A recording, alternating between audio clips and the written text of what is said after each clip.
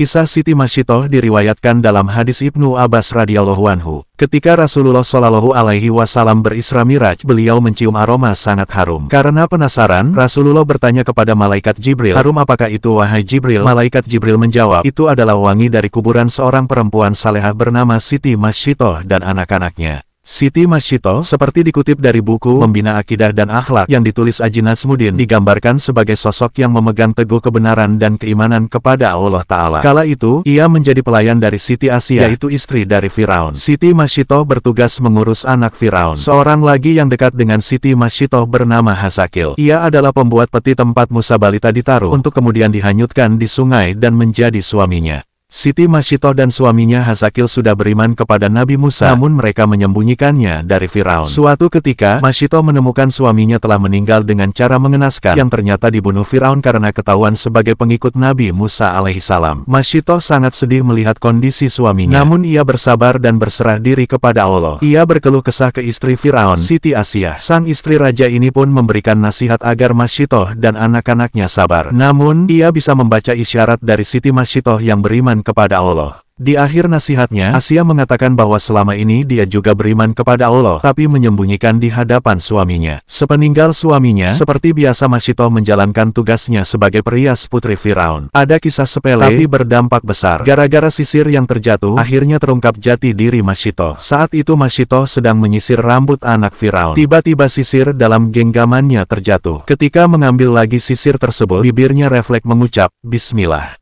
Ucapan itu membuat anak Firaun terkejut. "Apakah ucapan yang kamu maksud adalah bapakku?" tanya anak Firaun. Siti Masyitoh dengan jujur mengatakan bahwa maksud kata itu ialah Tuhan sesungguhnya, bukan ditujukan untuk Firaun, yaitu Robku, juga Rab ayahmu, yaitu Allah. Karena tiada Tuhan selain Allah, katanya. Jawaban itu membuat anak Firaun tersinggung, berarti ada Tuhan lain kecuali bapaknya. Anak Firaun itu mengancam melaporkan keyakinan Masyitoh tersebut kepada bapaknya. Namun Masyitoh tak gentar karena ia yakin Allah adalah Tuhan yang sebenarnya, bukan Firaun. Laporan anaknya membuat Firaun murka. Ia tidak menyangka pengasuh anaknya adalah pengikut Nabi Musa. Masyitoh dipanggil lalu ditanya oleh Firaun, "Apakah benar apa yang disampaikan anakku? Siapakah Tuhan yang engkau sembah selama ini?" Masyitoh tidak mengelak tuduhan itu. Dengan tegas dia mengatakan, "Betul, bahwa tiada Tuhan selain Allah yang sesungguhnya menguasai alam dan isinya." Jawaban itu membuat Firaun semakin marah. Dia memerintahkan para pengawal menyiapkan minyak mendidih di dalam tembaga besar. Wadah panas itu untuk menggodok Masyitoh beserta anak-anaknya.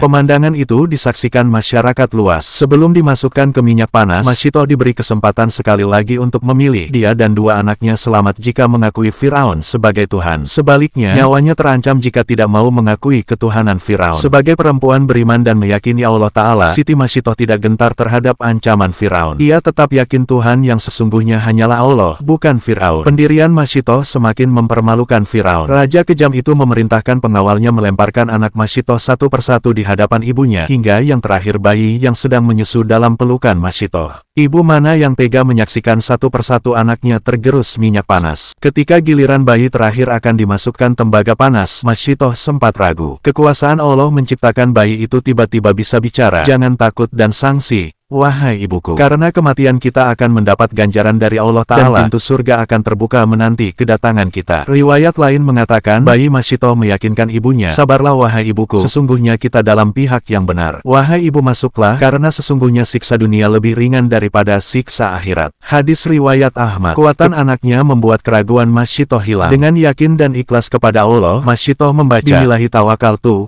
Alallahu Wallahu Akbar." Siti Masyitoh dan bayinya terjun ke minyak mendidih. Ajaib, begitu minyak panas menggerus raga orang-orang istiqomah itu tercium wangi yang sangat harum dari dalam kuali. Allah telah membuktikan kepada hamba-hambanya yang istiqomah. Ketika Masyitoh dan anak-anaknya dilemparkan satu persatu ke periuk, Allah terlebih dahulu mencabut nyawa mereka sehingga mereka tidak merasakan panasnya minyak mendidih. Tulang belulang Masyitoh bersama anak-anaknya dikubur di suatu tempat hingga mengeluarkan wangi yang sangat harum. Aroma itu tercium oleh Rasulullah ketika perjalanan Isra Miraj. "Itulah kuburan Masyitoh bersama anak-anaknya," kata malaikat Jibril.